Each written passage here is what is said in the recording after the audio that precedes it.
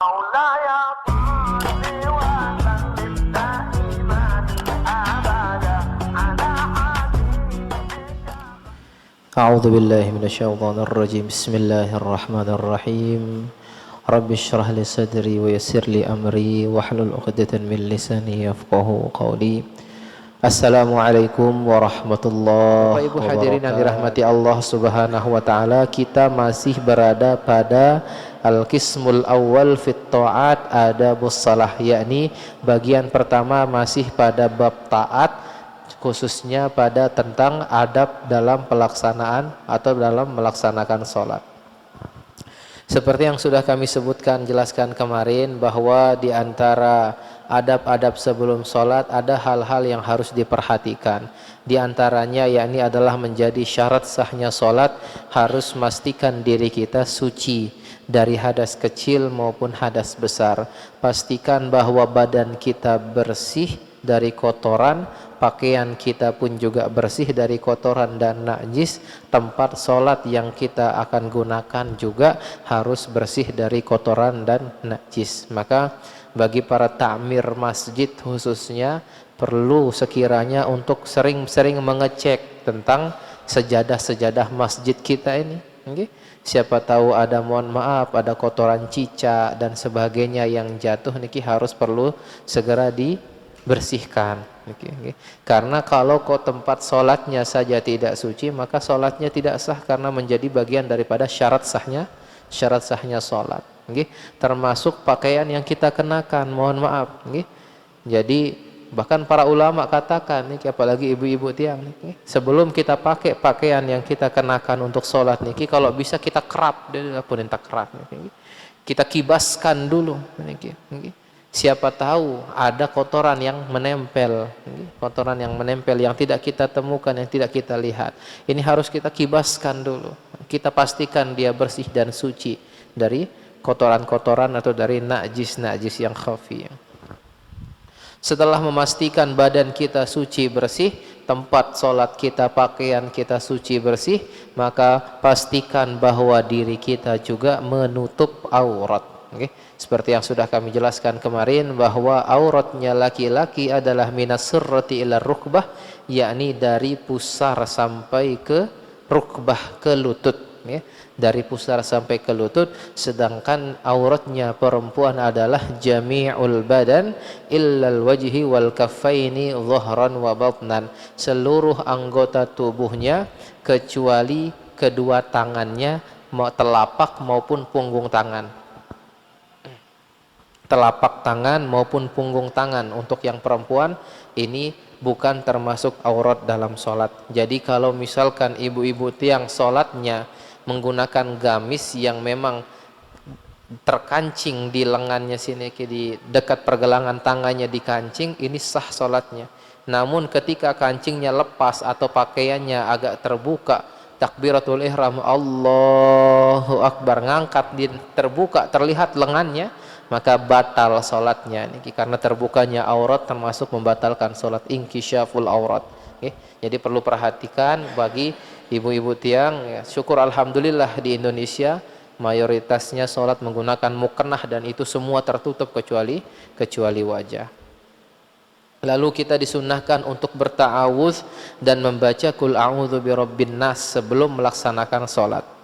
Sebelum kita mulai sholat kita, pastikan bahwa kita baca surat An-Nas untuk menjaga kita dari berbagai macam was-was, godaan-godaan, tipu daya iblis, jin dan setan, karena mereka akan selalu dan senantiasa menggoda kita, sebagaimana janjinya kepada Allah bahwa akan selalu menggoda anak cucu keturunan Nabi Adam untuk ikut bersama mereka, tergoda nanti ikut sama mereka ke dalam nerakanya Allah. Wal'iyadzubillah, tsumma na'udzubillahi min zalik. Setelah membaca ta'awuz, setelah membaca surat An-Nas, pastikan hati kita hadir di sana untuk melaksanakan sholat. Hadir hati kita, pastikan bahwa hati kita benar-benar siap untuk melaksanakan sholat. Sehingga para ulama kita membuat sebuah kalimat yang untuk memanaskan dan memantapkan hati kita agar siap melaksanakan sholat, dengan kalimat usalli fardal maghribi, andai kata salat maghrib, thalatha raka'atin mustaqbilal kiblati adaan lillahi ta'ala, atau adaan ma'muman atau imaman lillahi ta'ala. Ketika hati kita sudah hadir dan siap untuk sholat, baru disitulah kita mulai sholat. Kalau kita sholat sendiri, adabnya disunnahkan kita awali dengan iqamah. Allahu Akbar, asyhadu an la ilaha illallah, asyhadu anna Muhammadur Rasulullah, hayya 'alas shalah, hayya 'alal falah, qad qamatis salatu, qad qamatis salah, Allahu Akbar, la ilaha illallah. Ini sebentar, cuma 1 menit kurang bahkan. Kalau sholat sendiri disunnahkan kita untuk awali dengan iqamah. Termasuk ibu-ibu tiang pun juga yang sholat sendiri di rumah disunnahkan untuk awali dengan iqamah. Karena dengan iqamah membersihkan tempat sekitar kita dari godaan-godaan jin dan setan, termasuk iblis yang akan membisik-bisikkan kita ketika sholat, yang mengganggu kekhusyuan kita dalam sholat. Setelah itu baru kita niat untuk sholat. Niat melaksanakan sholat ini dibaca ketika takbiratul ihram, sesuai dengan yang diajarkan oleh guru-guru kita. Begitu takbiratul ihram, Allahu Akbar, disitulah niat dalam hati kita tertanamkan. Minimal dalam niat ini ada 4 hal yang kita sebutkan, yang harus tertata, yang harus tertanam dalam sholat kita. Yang pertama adalah kita sedang melaksanakan sholat, maka pastikan kita ucapkan usolli di situ, atau aku mengerjakan sholat, atau uaddi, melaksanakan. Yang kedua adalah fardhu, sebutkan fardunya, atau misalkan kalau itu sholat sunnah maka sebutkan sunnah. Andai sholat sunnah fajar, sholat sunnah subuh niki kan 2 rakaat, sholat subuh pun juga 2 rakaat niki. Membedakan antara sunnah fajar dan sholat subuh ya di niat niki. Maka ketika niat niki harus disebutkan antara fardu atau sunnah. Usalli fardhu, harus sebutkan fardhu. Lalu yang ketiga adalah menjelaskan sholat apa yang sedang kita lakukan di sini. Kalau itu subuh kita sebut subuh, kalau zuhur zuhur, asar atau maghrib dan isya niki sebutkan usalli fardhal maghrib. Tidak perlu menyebutkan salasa sebenarnya, ditambahkan tidak apa-apa. Yang harus ada niki 4. Usolli tadi, yang kedua fardhu, yang ketiga tentukan sholatnya apa, yang keempat lillahi ta'ala. Ini yang harus ada dalam niat kita, 4 hal niki. Aku mengerjakan sholat fardu ataupun sunnah misalkan karena Allah niki. 4 hal ini harus ada dalam niat kita. Ditambahkan juga dengan 3 rakaat. Nah, kalau misalkan jadi imam maka harus tambahkan imaman. Kalau makmum maka harus tambahkan menjadi makmum. Nah, terus selanjutnya ya ini adalah takbiratul ihram, sebagaimana yang sudah kami jelaskan kemarin, bahwa ada beberapa pendapat dalam hal mengangkat tangan dalam takbiratul ihram. Sebagaimana yang dijelaskan oleh Imam Al-Ghazali, takbiratul ihram yakni sejajar dengan pundak. Yang sejajar dengan pundak itu adalah pergelangan tangan kita. Pergelangan tangannya yang sejajar dengan pundak, bukan ujung jari sejajar dengan pundak. Nah, ini yang dijelaskan oleh Imam Ghazali. Namun ada yang berpendapat bahwa yang sejajar dengan tangan, yang sejajar dengan pundak itu adalah ujung jari. Sehingga tidak jarang kita temukan Allahu Akbar pendek. Karena berpendapat bahwa yang sejajar dengan pundak itu adalah ujung jari. Adapun kita yang dijelaskan oleh Imam Ghazali, yang sejajar dengan pundak itu adalah pergelangan tangannya. Sehingga kalau pergelangan tangan sejajar dengan pundak, ibu jari kita itu akan sejajar dengan daun telinga kita yang bawah di sini, kelenjar telinga di sini, dan ujung jari kita akan sejajar dengan telinga kita. Nah, inilah yang diajarkan oleh Imam Al-Ghazali. Ini kalau mampu kita kerjakan, alhamdulillah, Allahu Akbar, seperti itu. Nah, ada yang berpendapat agak lain, memang ini agak jauh, ya. Dia katakan bahwa sejajar dengan pundak dan sejajar dengan telinga, akhirnya dia angkat terlalu tinggi tangannya. Nah, ini yang khilafnya terlalu banyak nih, terlalu tinggi. Akhirnya sejajarnya adalah ke atas, sedangkan yang dimaksudkan sini sejajarnya ke depan, bukan ke atas. Sehingga takbirnya tinggi, Allahu Akbar. Nah, ini juga salah nih. Jadi sejajarnya adalah ke depan, sejajar dengan pundaknya, seperti itu. Nah, ini kita bicara tentang yang sehat dan normal, nggih. Kita tidak bicarakan tentang yang sakit niki, nggih. Kalau sakit dan bau angkat imun tinggang lalu aja sekedar angkat Allahu Akbar niki cukup, nggih. Alhamdulillah. Setelah takbiratul ihram tentu kita disunnahkan baca doa iftitah, nggih, yang sering kita baca Allahu Akbar kabira walhamdulillahi katsira. Nah, iftitah itu terpisah dengan takbiratul ihram. Jadi bukan Allahu Akbar kabira walhamdulillahi katsira, tidak. Jadi dimulai lagi dengan Allahu Akbar kabira. Allahu Akbar yang pertama adalah Allahu Akbar takbiratul ihram. Jadi Allahu Akbar, baru Allahu Akbar kabira walhamdulillahi katsira wa subhanallahi bukrata wa asila. Karena sebagian juga kita dengar bahwa setelah Allahu Akbar kabira walhamdulillah katsira wa subhanallahi bukrata wa asila. Nah, ini juga kurang pas, nggih. Jadi ditambahkan walaupun itu tidak membatalkan salatnya, nggih. Ini tidak membatalkan salatnya, nggih. Dia baca dari kabirong pun tidak batal salatnya, namun agar lebih pas dan sempurna dari segi makna diawali dengan Allahu Akbar lagi. Bukan Allahu Akbar takbirnya, melainkan Allahu Akbar dalam doa iftitah. Allahu Akbar kabira walhamdulillahi katsira wa subhanallahi bukrata wa asila sampai akhir. Ataupun yang membaca doa iftitah lainnya, Allahumma ba'id baini wa baina khotoya kama ba'adta dan sebagainya, ini juga boleh. Ini termasuk doa iftitah. Sahabat Nabi, sigar sahabah Ibnu Abbas ketika mendengar baginda Nabi SAW mengatakan bahwa ketika ada sahabat yang membaca doa iftitah seperti ini, Nabi bertanya, manil qari, siapa yang membaca hal itu? Sahabat langsung mengangkat tangannya. Ketika dia angkat tangannya, dia katakan, Nabi bersabda, futihat abwabus sama, terbuka 7 pintu langit dengan doa iftitah. Terbuka 7 pintu langit. Begitu 7 pintu langit terbuka, maka doa apapun yang dipanjatkan, yang dimunajatkan akan diterima oleh Allah. Maka dengan doa iftitah, sehingga disebut iftitah. Iftitah pembuka. Ada yang mengartikan karena dia dibaca di awal sholat sehingga jadi pembukaan daripada sholat. Ada yang mengartikan dengan doa itu mampu membuka 7 lapis langit. Nah, Ibnu Abbas, sigar sahabah yang mendengar hal itu, ia katakan dalam dirinya, saya tidak pernah meninggalkan doa iftitah setelah itu sampai saya meninggal dunia. Tidak pernah dia tinggalkan doa iftitah. Nah, ini penting sekali kita baca.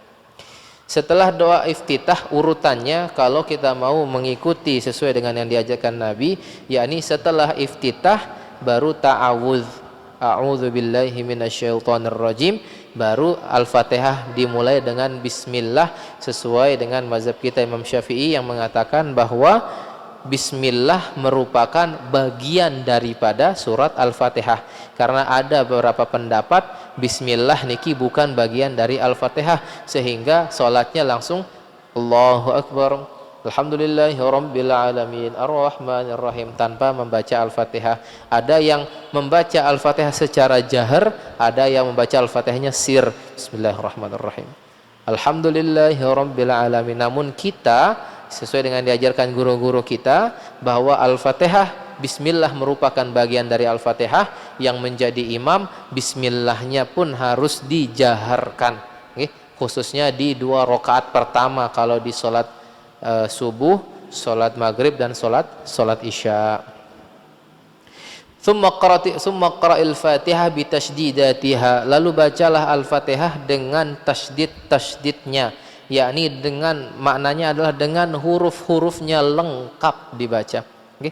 Lengkap kita baca Al-Fatihah dengan tasydid-tasydidnya, harokat-harokatnya. Yang saat ini kita temukan banyak dari kita yang mohon maaf mentang-mentang sudah hafal Al-Fatihah lalu dia baca Al-Fatihah seenaknya. Bagaimana maksudnya seenaknya? Bahwa dia baca Al-Fatihah dengan wasol tapi dia waqaf. Dia sambung Al-Fatihah namun dia waqaf di setiap ayatnya. Contoh, Bismillahirrahmanirrahim alhamdulillahirabbil alamin arrahmanir rahim maliki yaumiddin iyyaka na'budu wa iyyaka nasta'in ihdinas siratal mustaqim. Dia sambung niki ayatnya. Namun di setiap ayatnya dia wakaf. Ini adalah cara membaca Al-Fatihah yang kurang tepat. Kalau sekiranya ingin kita wasal, ingin kita sambung, maka mari sambung dengan kita baca harokatnya. Bismillahirrahmanirrahim, akhirnya adalah mi. Bismillahirrahmanirrahim, mi. Alhamdulillah, maka sambung Bismillahirrahmanirrahim, alhamdulillah. Kalau mau kita sambung Bismillahirrahmanirrahim, alhamdulillahirabbil alamin. Nah, nanya harus dibaca kalau kita mau sambung. Alhamdulillahirabbil alamin arrahmanirrahim maliki yaumiddin. Iya, itu namanya kita baca dengan semua harokatnya kalau disambung. Tapi kalau kita mau wakaf maka jangan disambung. Bismillahirrahmanirrahim, alhamdulillahirabbil alamin arrahmanirrahim maliki yaumiddin. Ada jeda di situ. Kalau kita mau wakaf. Nah, saat ini banyak dari kita yang membaca Al-Fatihah dengan disambung namun diwakaf di setiapnya. Akhirnya apa? Setiap harokat terakhir dari ayat tersebut tidak terbaca. Dan ketika Al-Fatihahnya tidak sempurna, maka sholatnya pun juga bisa jadi tidak diterima oleh Allah. Karena Al-Fatihah merupakan rukun daripada sholat. Rukun daripada sholat. Seperti yang kami jelaskan kemarin bahwa kalau kita berada di tanah suci Mekah ataupun di Madinah, kita temukan habis sholat asar ataupun habis sholat maghrib itu banyak halakoh-halakoh yang memang di situ ada ngaji kitab, ada juga tahsin kiroah, yakni membenarkan bacaan. Dan di situ banyak jamaah-jamaah umroh kita yang ikut di halakoh-halakoh tersebut. Tidak hanya orang Indonesia, bahkan dari berbagai macam negara kumpul di sana. Diajarkan oleh satu masyayikh, oleh guru, dan itu hanya dicoba untuk membaca Al-Fatihah. Dan ternyata banyak dari kita yang Al-Fatihahnya masih salah. Sehingga ini menjadi kunci kita, Al-Fatihah ini. Maka kalau sekiranya kita dalam sholatnya mau kita wasol, mau kita sambung, maka harokat terakhir dari huruf dari ayat tersebut harus dibaca. Alhamdulillahi rabbil alamin arrahmanirrahim maliki yaumiddin iyyaka na'budu wa iyyaka nasta'in nuhdinas siratal mustaqim. Nunnya harus dibaca. Jangan iyyaka na'budu wa iyyaka nasta'in ihdinas siratal. Ini ihdinas siratal. Itu dua sukun tidak bisa ketemu. Dia sambung tapi dia wakaf di tengah itu. Nah, ini cara membaca Al-Fatihah yang kurang tepat. Maka dalam sholatnya sesuai dengan adabnya yang diajarkan bahwa harokatnya harus jelas dibaca seluruhnya. Kalau kita mau wakaf maka wakafkan di situ menjadi mad arid li sukun.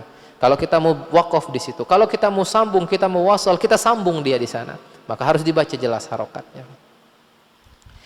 Wajtahid fil farqi baina ad-dha'i waz-za'i fi qira'atika fis shalah, dan usahakan kita harus bisa membedakan mana yang dha, mana yang za, mana yang dha, mana yang sya dalam pelaksanaan dalam membaca Al-Fatihah. Wa qul amin wa la tasilhu bi qaulika waladdallin, dan lalu baca amin seperti yang kami jelaskan kemarin, jangan sambung waladdallin dengan amin.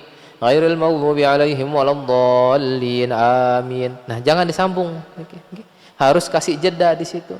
Ghairil maghdubi alaihim waladdallin, amin. Nah, jadi harus ada jeda, jangan kita sambung. Ini sesuai dengan adabnya.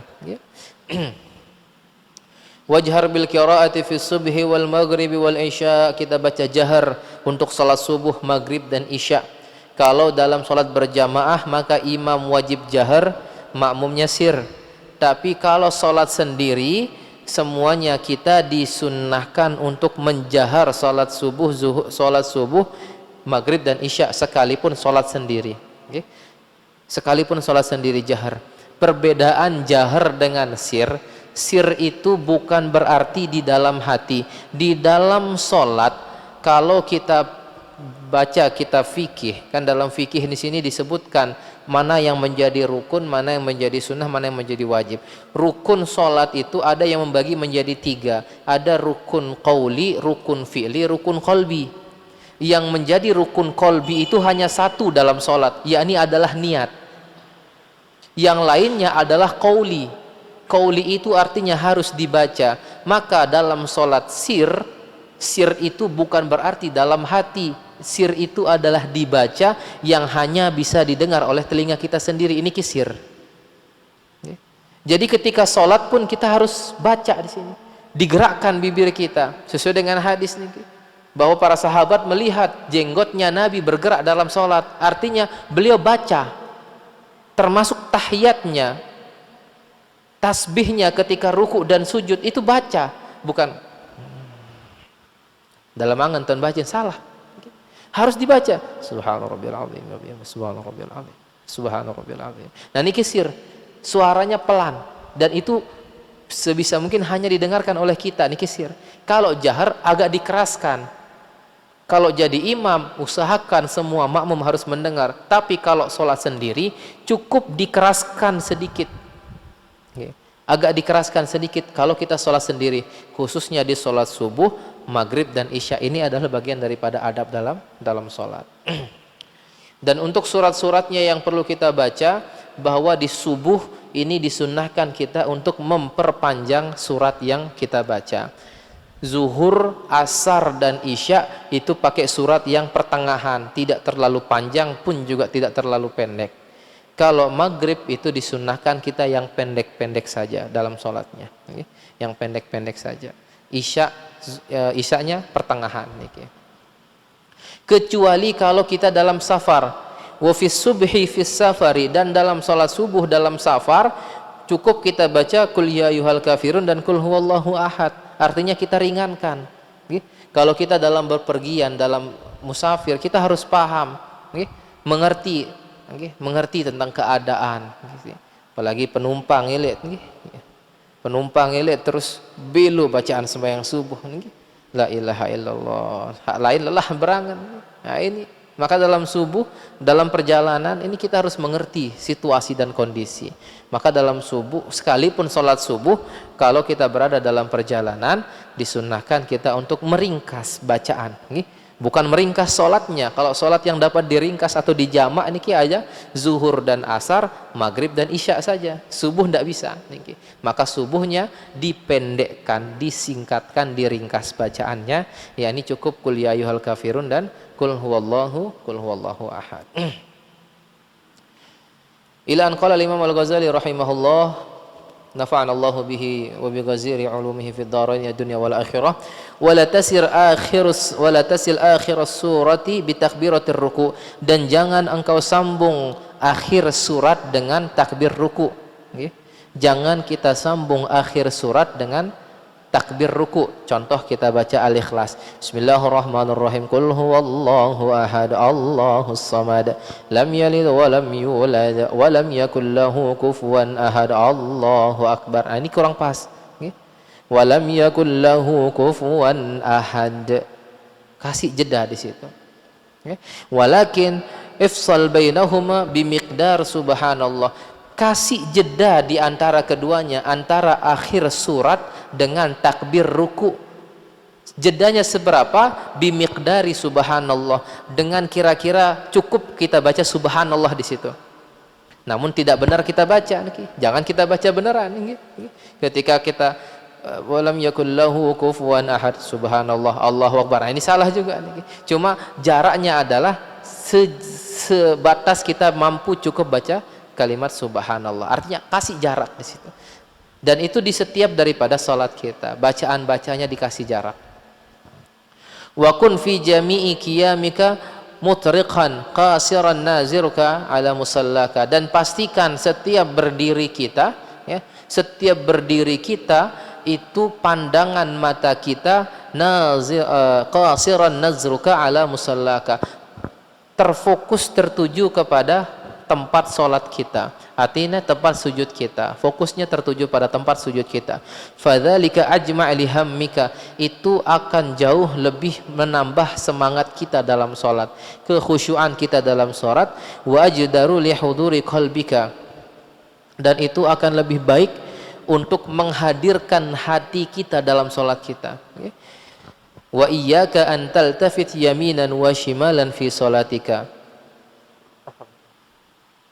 Dan jangan sampai dalam sholat kita menoleh ke kiri maupun ke kanan. Taltafit yaminan wa shimalan fi sholat kita, ya. Dalam menoleh ke kiri maupun ke kanan.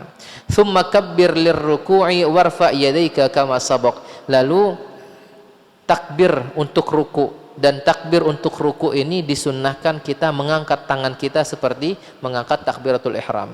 Jadi takbir untuk ruku Allahu Akbar, takbir. Jadi nggak langsung kita ruku. Ada takbirnya, takbir dan mengangkat tangannya di situ.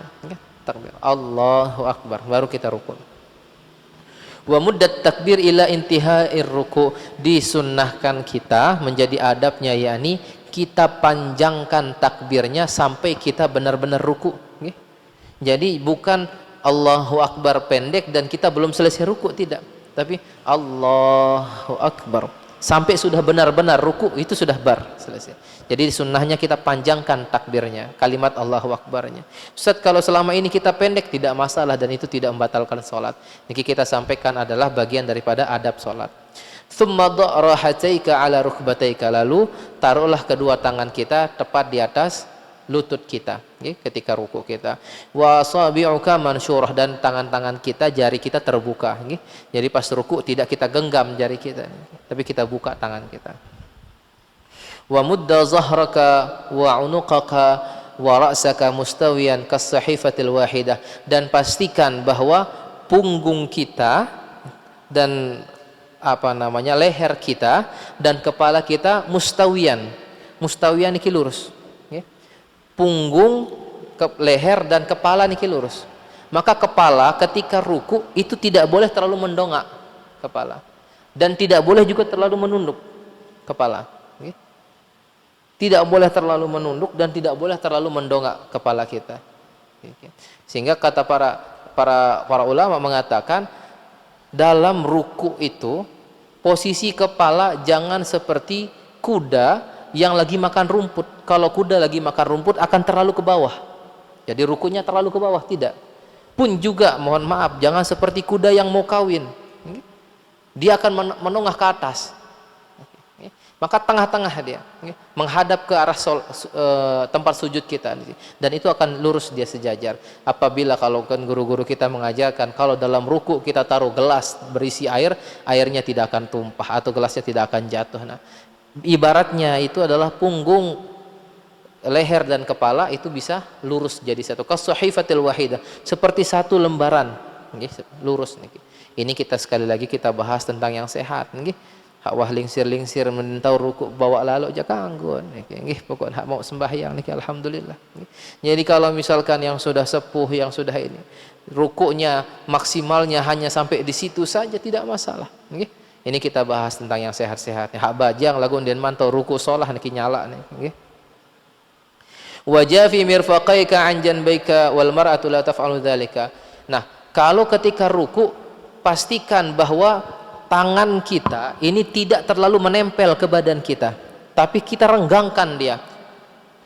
Kita gagah posisinya sebagai laki-laki, kita renggangkan.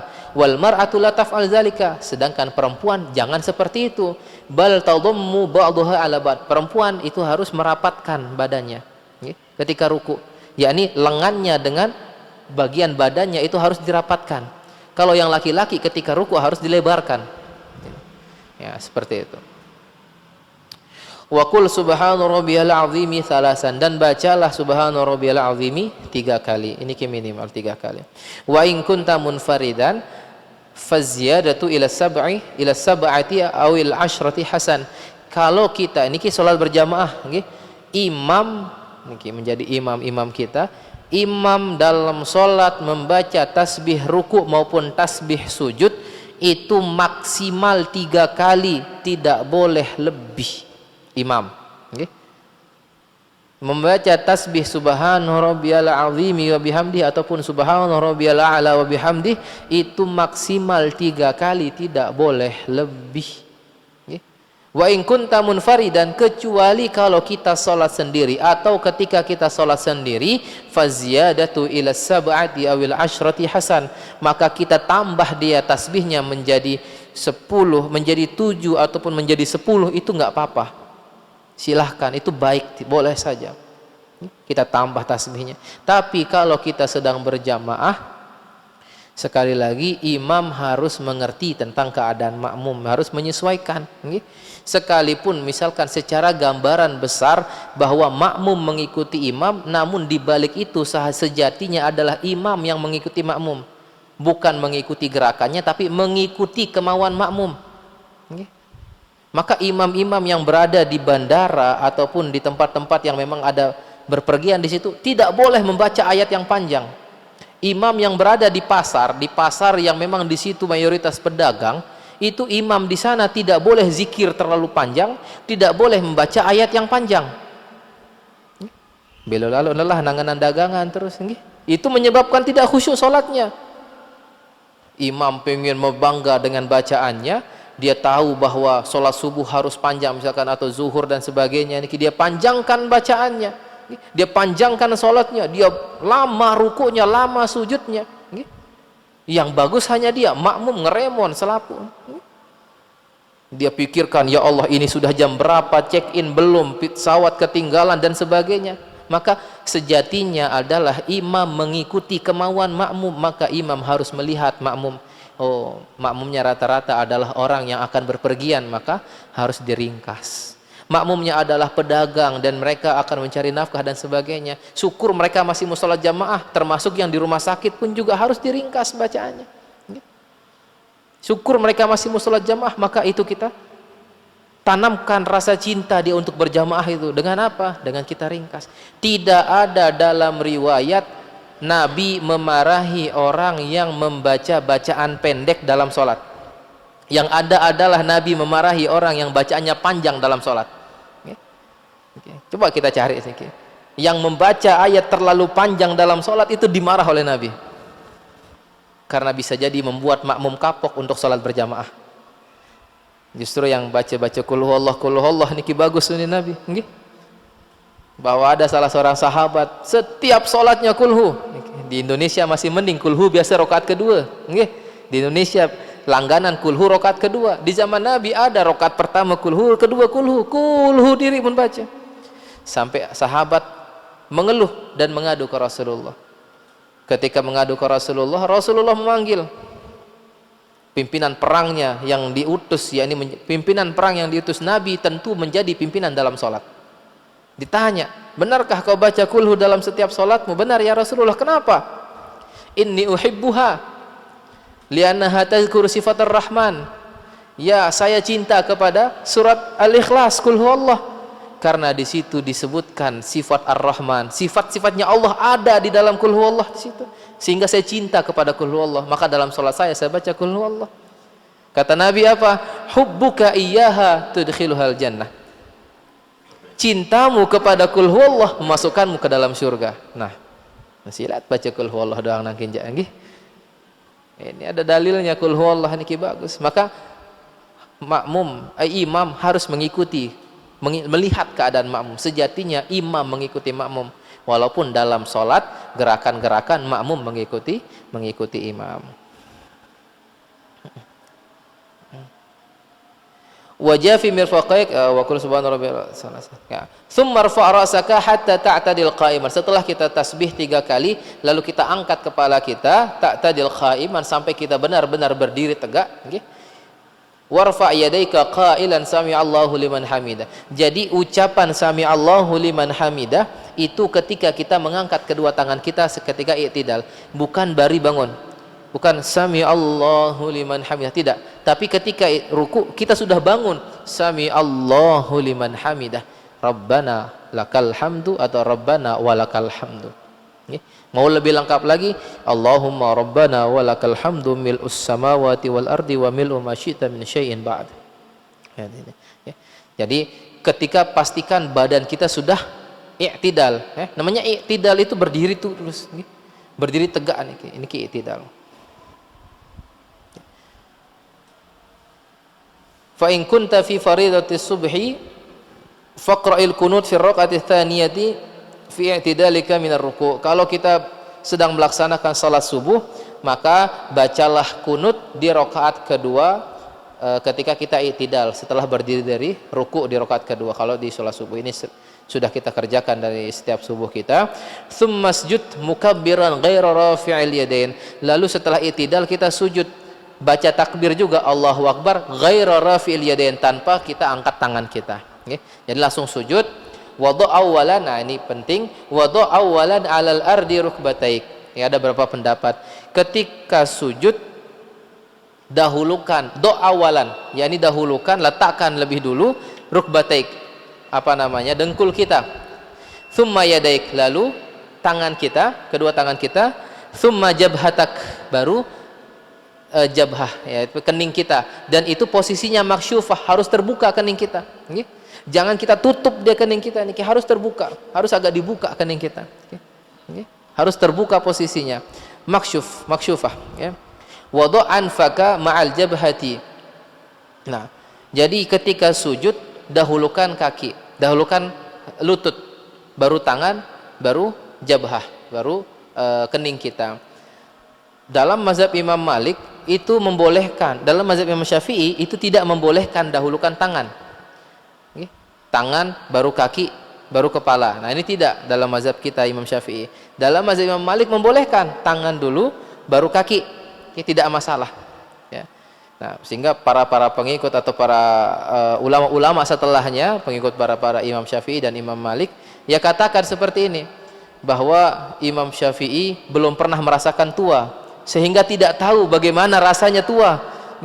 Sedangkan Imam Malik dikaruniai umur yang cukup panjang, jadi cukup merasakan tua, taon lamun wahto andin bau jengkun bejulu, akhir tangan duluan. Nah, seperti itu. Sehingga apa? Sehingga menyesuaikan dengan faktor usia. Kalau kita mampu mendahulukan lutut kita, maka kita dahulukan lutut kita. Tapi kalau memang tidak mampu, maka dahulukan tangan pun juga tidak apa-apa. Ketika sujud, pastikan 7 anggota badan kita terkena dengan tempat sujud kita, atau terkena dengan alas sholat kita. Yang pertama adalah kedua daripada kaki kita, yang kedua lutut kita, 4, ya. Yang ketiga 2 telapak tangan kita, 6. Yang ketujuh adalah kening kita. Hidung niki tidak termasuk hidung, namun kalau bisa ditempelkan untuk hidung. Lagun laun arasa beloan hidung, arasa belo jok dalam hidung niki. Nah, jadi tidak terhitung niki hidung. Jadi cukup 6. Kaki kita, lutut, kedua tangan, dan kening kita. 7 bagian ini. Dan di situ ada yang harus dibuka, ada yang harus ditutup. Ada yang boleh terbuka, ada yang boleh tertutup. Yang harus dibuka adalah kening. Niki harus dibuka. Jadi kalau orang sholat pakai pecinya tertutup seperti ini, maka tidak sah. Atau dia pakai imamah gitu, dililit dan tertutup bagian keningnya, maka itu tidak sah, karena kening ini harus dibuka. Yang harus tertutup adalah lutut. Niki harus tertutup lutut. Lutut harus tertutup. Yang boleh terbuka dan boleh tertutup adalah telapak tangan dan kedua kaki. Sembahyang kado kaos nayan masih sah. Bukan ini mampu doang kaos nayan niki. Pria kalemudi laun. Yang mau sholat pakai sarung tangan pun boleh. Misalkan musim dingin yang benar-benar niki pakai sarung tangan boleh. Maka telapak tangan dan kaki itu boleh terbuka, boleh tertutup. Kening harus dibuka, kening harus dibuka, lutut harus ditutup. Untuk yang perempuan, kening pun juga tetap harus dibuka, harus terkena niki masalah kening untuk yang perempuan. Namun telapak tangan boleh dibuka, boleh tertutup. Kaki harus tertutup untuk perempuan. Kaki harus tertutup. Kaki, lutut harus tertutup. Adapun telapak tangan boleh terbuka, boleh tertutup untuk yang perempuan. Kakinya harus tertutup. Kalau ketika berdiri kakinya, telapak kakinya menyentuh lantai misalkan, itu tidak apa-apa. Namun ketika sujud terbuka telapak kakinya, maka itu dapat membatalkan sholatnya, karena kaki merupakan bagian daripada aurat perempuan dalam sholat. Jadi harus tertutup. Pastikan ketika sujud bagian daripada kaki perempuan harus tertutup, wajib ditutup. Ketika sujud, wajafi mirfaqaika an janbaika. Tangan kita untuk yang laki-laki, tangannya agak dilebarkan, ya. Tangannya mirfaq nih, kedua siku kita dilebarkan. Waqil batnaka an fakhidaik, dan perut kita jangan ditempelkan ke paha.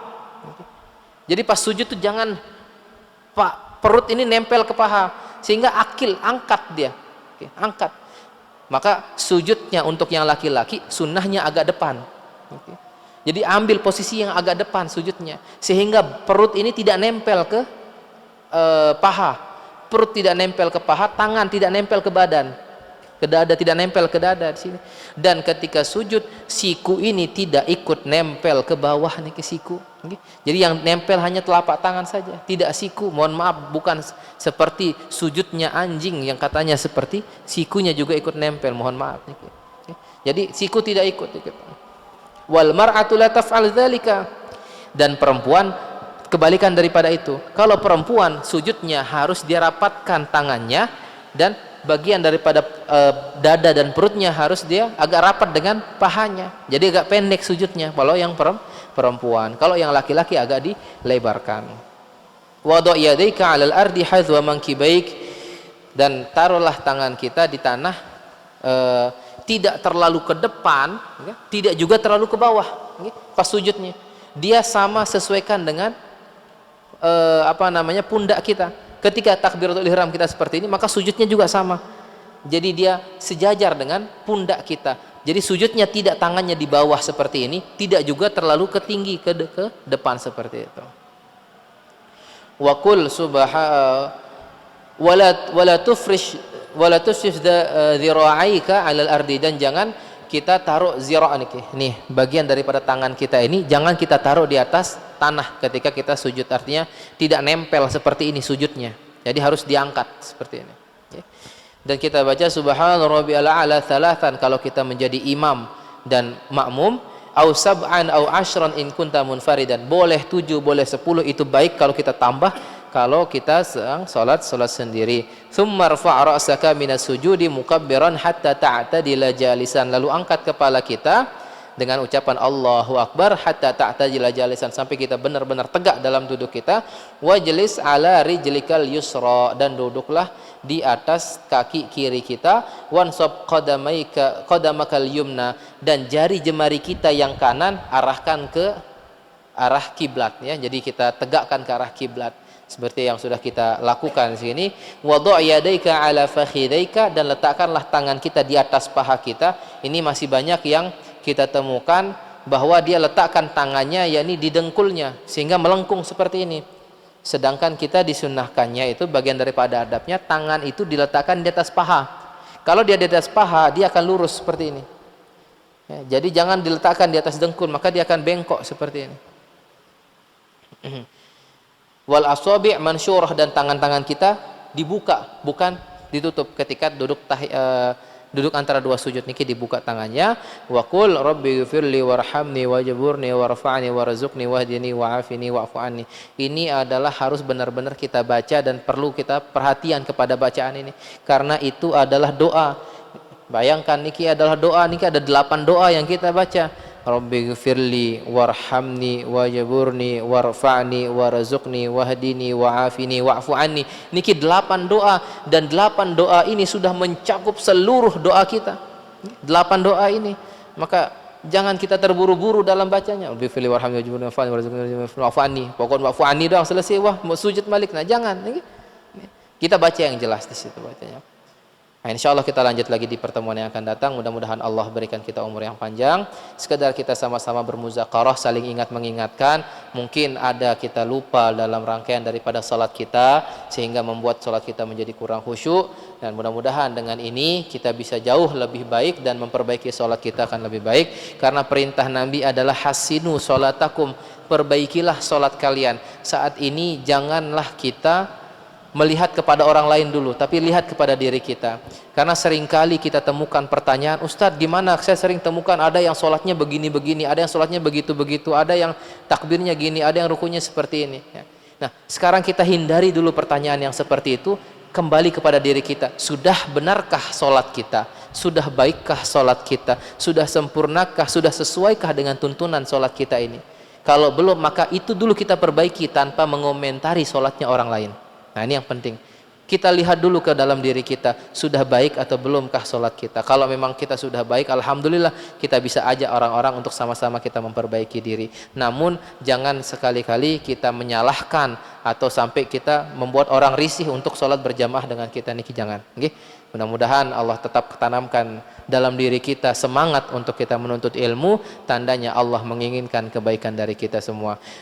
Mari kita akhiri dengan sama-sama kita berdoa kepada Allah. A'udzubillahi minasyaitonirrajim. Bismillahirrahmanirrahim. Alhamdulillahirabbil alamin wassalatu wassalamu ala asyrafil anbiya'i wal mursalin wa ala alihi wa sahbihi ajma'in. Allahumma la ilma lana illa ma 'allamtana wa 'allimna ma yanfa'una warzuqna 'uluman tanfa'una fid din wad dunya wal akhirah. Allahumma la sahla illa ma ja'altahu sahla wa anta taj'alul hazna wa sub'a idza syi'ta sahla. Allahumma ij'al jama'ana hadza jam'an mubarakan marhuma wa tafarraqana min ba'di hadza tafarruqan muwafaqan hasanan ma'suma. Allahumma la tada' lana fi maqamina hadza dhanban illa ghafartah wa la hamman illa farajtah wa la daynan illa qadaitah wa la maridan illa shafaitah wa la jahilan illa 'allamtah wa la mu'assiran illa yassartah wa la hajatan min hawaijid dunya wal akhirah illa yassartaha wa qadaitaha bi rahmatika ya arhamar rahimin. Rabbana atina fid dunya hasanah wa fil akhirati hasanah wa qina adzabannar. Wa sallallahu ala sayyidina Muhammadin wa ala alihi wa sahbihi ajma'in walhamdulillahi rabbil alamin. Subhanakallahumma wa bihamdika asyhadu an la ilaha illa anta astaghfiruka wa atubu ilaik. Tsumma assalamu alaikum warahmatullahi wabarakatuh.